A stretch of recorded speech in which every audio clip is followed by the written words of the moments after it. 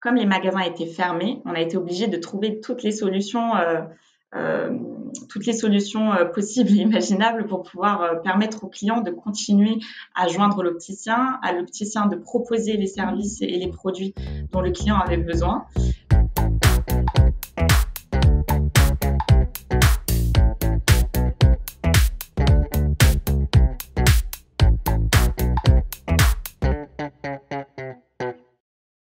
Bonjour et bienvenue à Conversation. Conversation est le média d'iAdvice, la plateforme qui rend les marques conversationnelles.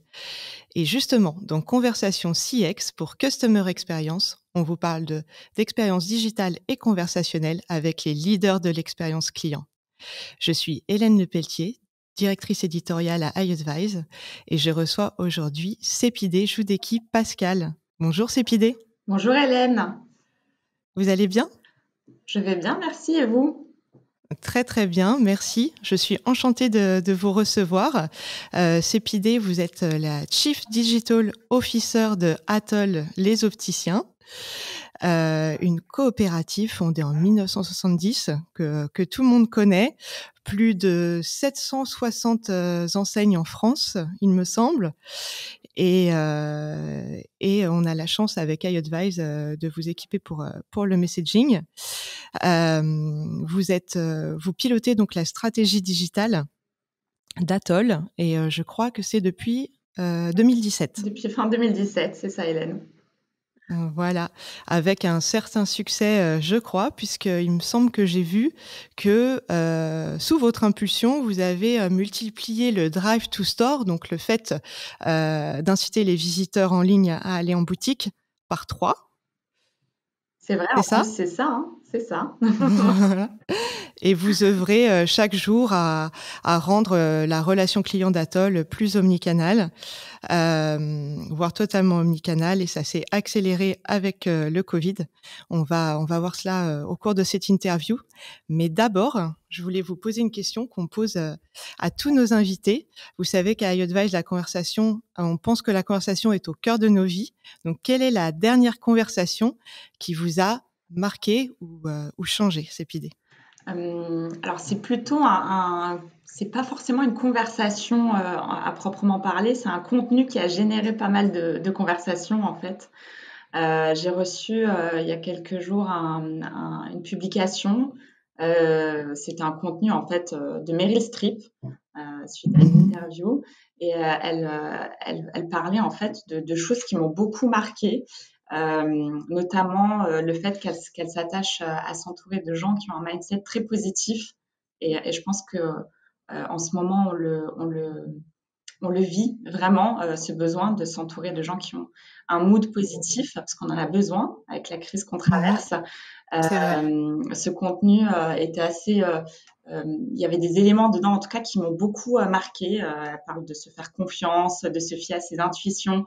C'est quelque chose qui est très qu'on a besoin en fait d'avoir dans nos métiers parce que on fonctionne beaucoup en effet à la performance mais aussi énormément à l'intuition parce qu'on sent les choses venir et on est en amont en fait des tendances et donc du coup forcément c'est quelque chose qui m'a beaucoup parlé et voilà et c'est vrai que ça a suscité pas mal de conversations en tout cas autour de ce sujet de mood positif dont on a vraiment besoin en ce moment. Ouais, et c'est vrai qu'il faut y croire. Pour mener à bien un projet, il faut aussi commencer positivement pour se donner toutes les chances de réussir. C'est ce que vous pensez ? C'est exactement ça. Donc, le marché de l'optique, ce marché très traditionnel n'est pas traditionnellement justement digitalisé. Et c'est pour ça qu'en 2016, Atoll a lancé un plan stratégique qui s'appelle Transform Atoll, Oui. donc qui était le plan de transformation digitale d'Atoll, si j'ai bien compris. Quelles étaient les lignes directrices de ce plan ? Vous avez rejoint l'enseigne 1 an plus tard. Alors, les grandes lignes directrices de ce plan, Atoll, donc c'est toujours inscrit comme étant une enseigne référente en matière de santé visuelle et de bien-être. Donc, on s'attache à produire en tout cas des services de qualité, mais aussi des produits de qualité. C'est une enseigne qui est très orientée proximité, conseil. Et donc, du coup, c'est les bases, on va dire, du plan Transform Atoll qui a démarré en 2016. Le cœur de ce plan, c'était ça. Et on a aussi toute une partie, on va dire, de cette volonté de développer le réseau. Donc, on a déployé des concepts pour ça.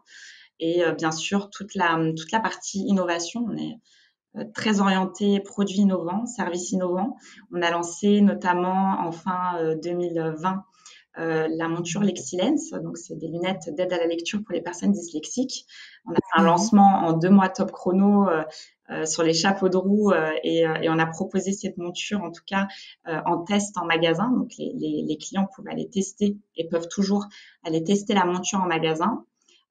Et donc, du coup, on a fait un lancement 100% digital d'ailleurs sur cette innovation, puisqu'on a créé un site internet, on a fait de la médiatisation et on a créé pas mal de contenu autour du sujet de la dyslexie. Et on a aussi, en parallèle, lancé un produit Atoll Zen, donc qui est une monture qui détecte les chutes chez les personnes seniors.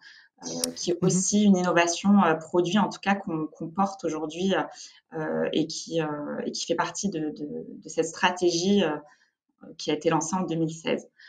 On a un dernier point qui est le plus important, en tout cas pour moi, parce que c'est mon job aujourd'hui, c'est la digitalisation des parcours clients et des parcours opticiens. On a lancé un site internet omnicanal, donc avec pas mal de services pour le client.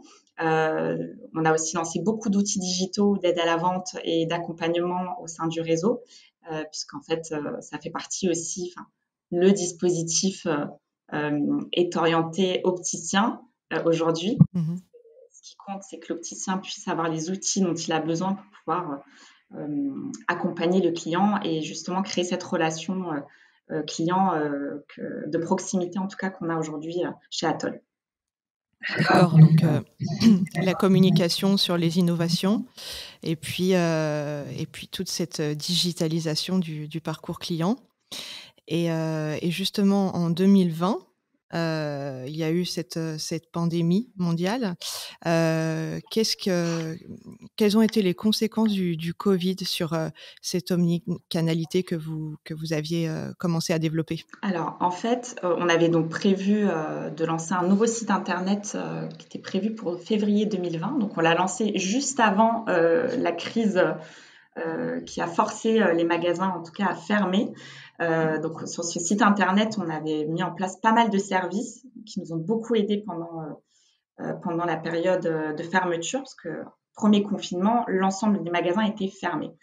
Le seul moyen de pouvoir continuer à conserver la relation avec le client était le site internet, les réseaux sociaux, enfin tous les canaux de communication à distance en tout cas.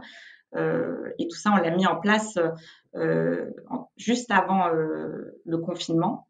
Donc, du coup, on a booster le e-commerce, alors que c'était vraiment pas du tout le cœur de métier. En tout cas, le digital est là pour accompagner et c'est l'opticien qui est au cœur du sujet. Mais on a été obligé de tout basculer. En tout cas, tout ce qu'on pouvait vendre en ligne, on l'a vendu en ligne. On a mis en place un numéro vert pour que les clients puissent contacter leurs opticiens. On a mis en place une communication très spécifique sur les réseaux sociaux pour garder ce lien, ce contact en continu avec des contenus très positifs pour pouvoir justement pallier au fait que les magasins étaient fermés. Et on a mis en place un certain nombre d'actions pour pouvoir sortir de la... Parce qu'en fait, au bout de 2 mois, on était en train de regarder aussi pour la réouverture, parce qu'on a réouvert les magasins au mois de mai. Et on a mis en place un certain nombre de choses, dont la partie prise de rendez-vous sur le site, qui était juste un outil dont personne ne voulait, parce que ça c'était pas du tout dans l'état d'esprit, en tout cas, du réseau, d'avoir un outil qui allait transformer totalement la manière de gérer le fonctionnement en magasin. Vous me disiez en préparation d'interview que traditionnellement, dans les magasins d'optique, on reçoit les clients au fil de l'eau. On ne prend pas un rendez-vous. Enfin, avant 2020, on ne prenait pas un rendez-vous pour aller chez son opticien. C'est ça. En fait, traditionnellement, le client, il va chez son opticien. Alors, il peut l'appeler avant d'y aller, mais il va chez son opticien. Il va pas prendre un rendez-vous. Et c'est vrai que le fait de devoir gérer le flux en magasin parce qu'il y avait des gestes barrières à respecter, ça a accéléré en fait. Et ce besoin de redynamiser et de retrouver l'activité d'avant a accéléré totalement le déploiement de cet outil. En tout cas, ça me fait toujours sourire parce qu'on dit le Covid a accéléré le digital. Vraiment, on l'a senti. On est parti sur des lancements dans des temps records pour pouvoir répondre aux besoins. Et c'est vrai que oui, on a mis en place cet outil-là. On a aussi beaucoup travaillé le parcours client. On a réorienté tout le parcours en amont de la visite en magasin, de manière à ce que le client, quand il arrive en point de vente, finalement, la seule problématique qu'il a, c'est de gérer le sujet pour lequel il vient. Et donc, du coup, on a permis aux consommateurs de se créer un compte client et d'insérer les documents tels que l'ordonnance et la mutuelle pour permettre en fait de réduire le temps passé en magasin sur de l'administratif. Voilà. Donc ça, c'est aussi des choses qu'on a mis en place. On a réorienté le parcours de manière à faciliter, en tout cas, le présentiel du client. Tout ce qu'on appelle la partie parcours client à faible valeur ajoutée, ça a pu être fait en ligne. Vous avez dit quelque chose qui m'a interpellée. Le e-commerce dans l'optique, c'est pas quelque chose de vraiment naturel. C'est vrai qu'on a besoin de voir quelqu'un pour choisir ses lunettes et ses montures et ses verres.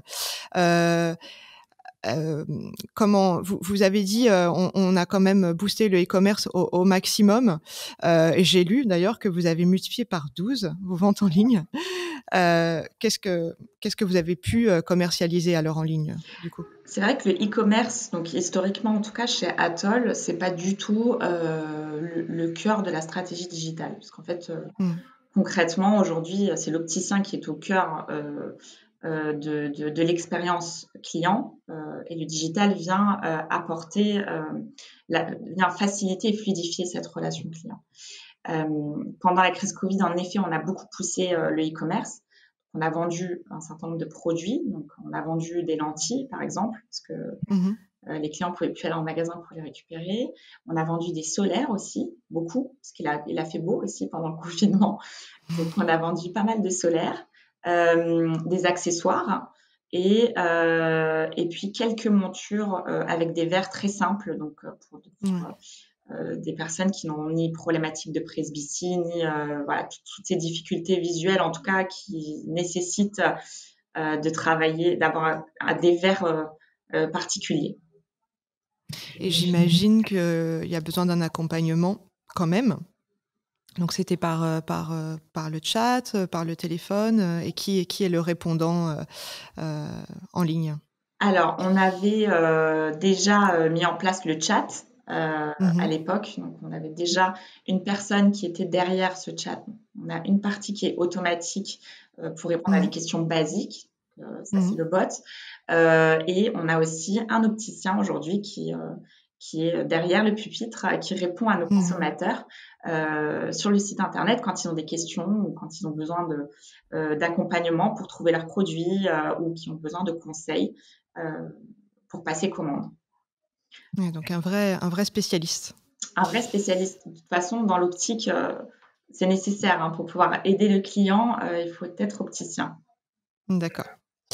Très concrètement, moi par exemple, j'ai besoin de lunettes, j'ai même mon ordonnance.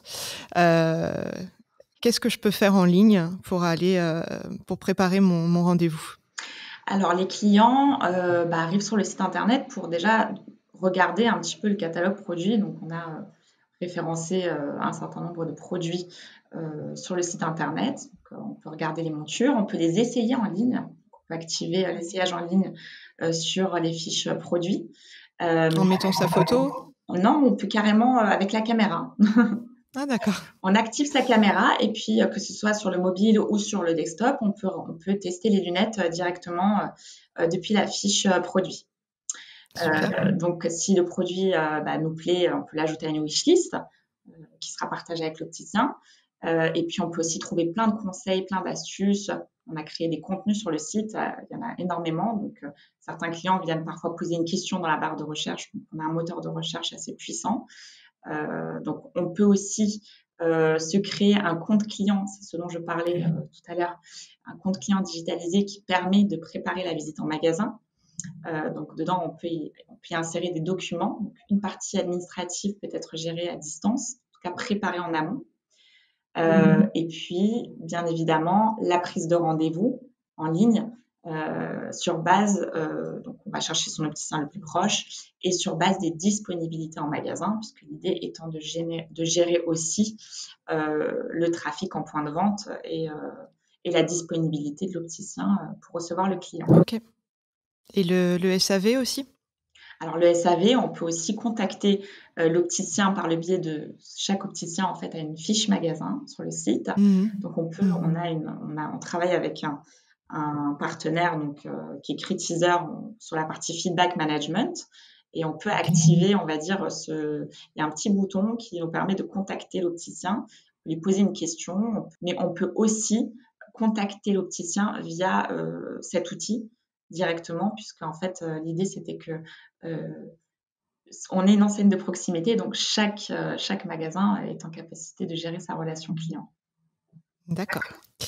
Donc j'ai une personne que vous connaissez très bien qui vous a déposé une question. Il s'agit de Laurence Corrette, qui est votre directrice exécutive pour Atoll. Donc je vous laisse écouter sa question. Bonjour CPD, une petite question complémentaire. Si tu avais une baguette magique, quel serait le service que tu proposerais à nos opticiens pour améliorer la relation avec leurs clients? En fait, on a trop de chantiers. Vous avez trop de choses. Vous avez trop de choses en cours. En fait, on veut proposer des services qui sont un peu plus, on va dire, en lien avec ce qui se passe aujourd'hui. On est en train de proposer la vente à distance, enfin la visio, la préparation d'un certain nombre d'éléments via la visio. Donc, c'est vraiment un des sujets aujourd'hui qu'on est en train de regarder, qu'on aimerait lancer incessamment sous peu. L'idée étant que aujourd'hui, on peut, depuis un compte client, insérer des documents, mais il y a une partie de la vente qui peut se faire à distance, c'est-à-dire la découverte des besoins, tout ce qui est SAV, toutes ces choses-là peuvent être gérées à distance.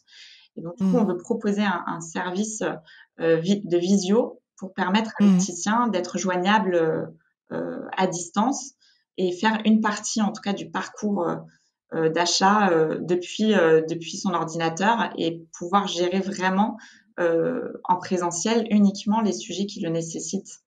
C'est-à-dire aujourd'hui, on a des éléments comme la mesure de l'écart pupillaire ou des choses comme ça qui nécessitent de voir le client. Mais l'idée, c'est quand même de proposer... de développer le canal vidéo. Voilà. De développer le canal vidéo, exactement. Ok. Et justement, ce métier d'opticien, par tous les projets que vous menez, est en train de changer. Est-ce que vous avez... Enfin, je trouve en tout cas. Et est-ce que vous avez des retours par rapport à ça? Est-ce que vous avez aussi peut-être des résistances? Alors, la principale résistance, c'est quand on commence à travailler un sujet et que l'opticien n'y voit pas son intérêt. Si le digital est perçu comme un ennemi, forcément, on aura du mal à intégrer les outils. Aujourd'hui, on est à l'écoute de l'opticien parce que tous les sujets qu'on lance, on les lance avec eux. Donc, ils sont embarqués en amont de chaque sujet et ils sont partie prenante. Comme on est une coopérative, on intègre vraiment l'opticien, parce que l'opticien, c'est finalement un indépendant qui est décisionnaire et qui a en fait finalement un pouvoir de décision sur chaque sujet. On l'intègre en amont, on propose et puis après, on déroule. Mais il est vrai que de toute façon, si l'opticien ne veut pas du service qu'on propose, on aura beau le pousser, il ne sera jamais en place. C'est ce qui s'est passé avec la visio, hein, d'ailleurs. C'est ce qu'on a vécu avec pas la visio, mais la prise de rendez-vous. Et le réseau n'en voulait pas. Mais il a fallu la crise, le fait que les magasins soient fermés pour mettre en place cette solution qui a été adoptée pratiquement par l'ensemble des opticiens du réseau. Oui. Et aujourd'hui, il n'y a pas de retour en arrière. Aujourd'hui, je pense qu'on va aller beaucoup plus, on va faire beaucoup plus de choses que de revenir en arrière. Ouais. On va aller développer en tout cas tous les canaux à distance pour permettre de pallier à ce genre de problématiques qu'on a rencontrées en tout cas récemment. Alors, Cépidé, vous m'avez dit en préparation d'entretien aussi que le chat, on en a parlé tout à l'heure, vous avez beaucoup aidé pendant cette crise du Covid. Est-ce que vous pouvez nous dire pourquoi? Le chat a permis à beaucoup de nos clients de poser les questions basiques qu'ils avaient en arrivant sur le site internet pour trouver un produit, parce qu'ils rencontraient une difficulté. On a eu beaucoup de questions. C'est vrai, pendant la crise Covid, on a passé beaucoup de temps sur les écrans. Donc, c'est vrai que c'est un sujet qui revenait de manière assez récurrente. Alors, on a le chat sur le site, mais on a aussi le messaging sur Facebook. On avait aussi beaucoup de questions sur les réseaux sociaux. Et c'est vrai que ce sont des outils qu'on avait tendance un petit peu à mettre au second plan et qui sont revenus totalement en priorité, puisque quand on a les magasins fermés, qu'on n'a plus les moyens de communication classiques, on va dire traditionnels avec l'opticien, c'est vrai que les clients avaient besoin de ce contact. Et le fait d'avoir mis en place le chat permettait, c'était un des leviers en tout cas, pour garder contact avec nos clients. Ouais. Et au même titre que dans nos usages personnels, on utilise de plus en plus le messaging avant par exemple, le téléphone. C'est vrai. Et au niveau des résultats, donc vous nous avez présenté toute la stratégie que vous avez mis en place, la stratégie omnicanal. Qu'est-ce que vous avez constaté comme résultat au niveau de la conversion, de la visite en magasin, de la satisfaction client? Est-ce que vous avez quelques chiffres à nous partager? Oui, bien sûr. On a multiplié par 2 le nombre de visiteurs sur le site, multiplié par 12 le chiffre d'affaires e-commerce. Donc ça, c'est un vrai... On n'est pas une enseigne e-commerce, hein, mais en tout cas, c'est sûr que tout le dispositif, tout a été orienté pour passer les commandes sur le site. Donc forcément, le e-commerce a explosé. On a aussi toute la partie création de compte client, donc préparation de la visite et transmission d'informations aux opticiens, qui a été vraiment sursollicité. Donc, on a multiplié par 10 la création de nos comptes clients. Évidemment... par 10 ? Oui. Ah oui. Par 10. Ouais. C'est que les clients ont besoin de préparer et donc déjà, les magasins sont ouverts, donc les clients ont besoin de préparer leur visite. Et quand les magasins étaient fermés, les documents étaient transmis par le biais du compte client, qui est un compte sécurisé, donc sur lequel on peut déposer des documents. Je vais vous faire écouter un autre extrait sonore. Cette fois, il s'agit de Cécile Cardin, qui est votre directrice de la communication, je crois, chez Atoll. Et elle parle de la transformation de l'image d'Atoll durant une conférence. Donc, je vais vous faire réagir là-dessus juste après. On a travaillé à Paris avec Adriana Carambeu, avec Anne Pokora, avec pas mal de célébrités. Et en fait, on s'est rendu compte que cette proximité qu'Antoine générait, eh bien, c'est ça en fait qui nous manquait désormais. Et c'est ce sur quoi on a souhaité continuer de travailler. Alors c'est vrai qu'aujourd'hui encore, quand on est de ma génération, quand on pense à Atoll, on pense à Antoine, cette célébrité qui a fait votre notoriété dans les années 90, il me semble.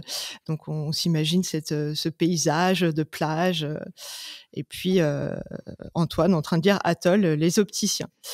Donc elle parlait de cela, Cécile, durant cet extrait.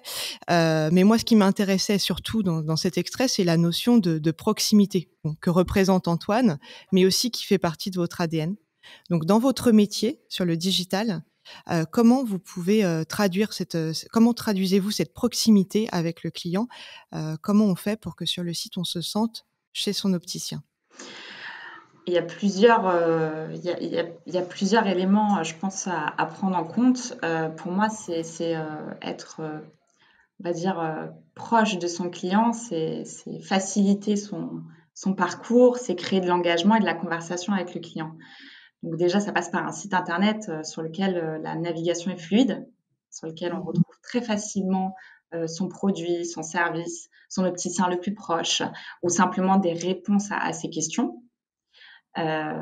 Et surtout, on va y trouver aussi au-delà de l'information, des éléments qui permettent d'engager la conversation avec l'opticien. Alors, je racontais le chat, forcément, la possibilité de contacter son opticien via le widget qu'on a et qui permet d'envoyer une question ou d'envoyer une demande à l'opticien directement depuis la page magasin. Mais ça passe aussi par la manière dont on communique. Surtout depuis la crise, on voit de nombreuses enseignes qui ont une communication plus empathique. Ils vont aller dans l'empathie, pousser des choses un peu moins promotionnelles, être un peu plus axés, responsables, contribuer de manière plus ou moins importante à des choses positives pour la société, être utile, ces choses-là, tout ce qui est solidarité. La communication globalement a pris, on va dire, ce tournant-là. En tout cas, chez Atoll, on le remarque fortement, que ce soit sur le digital ou même sur les supports traditionnels. On a aussi tendance à nourrir un peu plus de liens affinitaires avec le client en proposant des contenus inspirationnels. C'est ce que je disais, on veut voir du positif, on va avoir un bon mood. Et donc, du coup, on va pousser des contenus qui sont très orientés inspiration et qui permettent aussi de créer de l'engagement. Et voilà, c'est surtout ça. C'est votre ambition de développer toujours plus de services sur le digital? C'est développer toujours plus de services sur le digital, proposer aux clients et à l'opticien les parcours les plus personnalisés et tout ce qui permet en fait de faciliter. Le digital, c'est un facilitateur. Ça permet d'accompagner. Voilà, moi je pense que c'est ça. Merci beaucoup Cépidé pour cette interview. Je pense qu'elle peut inspirer non seulement d'autres personnes du secteur de l'optique, mais tous les leaders concernés par la digitalisation de leur réseau, que ça soit dans l'optique ou autre. Donc merci beaucoup, c'était passionnant. Merci à vous de nous avoir écoutés. Si vous voulez retrouver cette interview et toutes les références qui ont été citées par Cépidé, je vous invite à visiter notre site conversation.iadvice.com. Vous pouvez également vous abonner à nos chaînes YouTube, Spotify, Apple et Google Podcast. Si vous aimez nos contenus, les noter et les partager autour de vous. Et enfin, n'hésitez pas à nous suivre sur les réseaux sociaux, LinkedIn, Twitter et Instagram. La conversation continue avec iAdvice.